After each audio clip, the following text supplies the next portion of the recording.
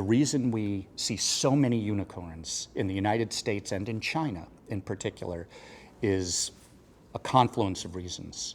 Number one, there's been a dramatic 5x increase in money that has come into late-stage venture capital from around the world over 2 years.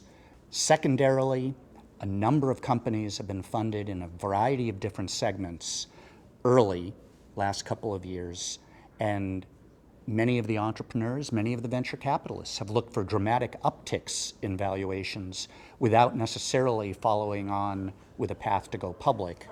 I think we're at a wonderful time in the markets where the opportunity long-term is perhaps the greatest technology opportunity in terms of building companies that I've ever seen in a couple decades. At the same time, the late-stage private valuations and the flood of money in the very latest stages cause great concern.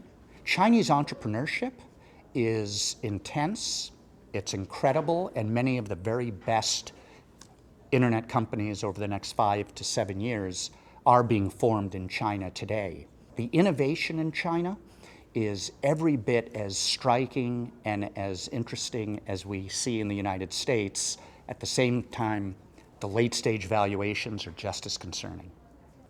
In many of the financings today in the unicorns, there are terms built into the late-stage financings which certainly offer seniority and protection against down financings or public offerings that would be at lower valuations.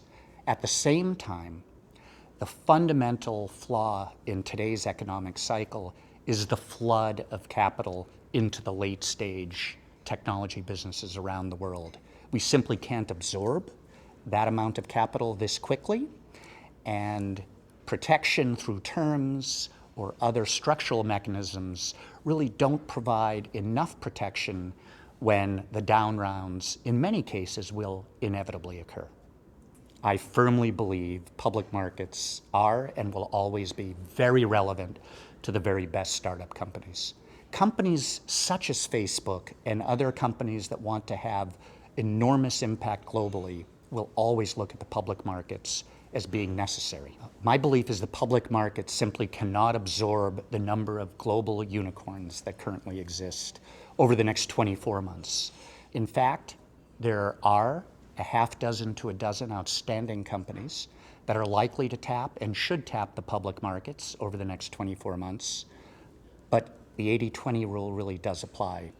20% deserve, in some cases, their long-term valuations and their current valuations. 80% do not.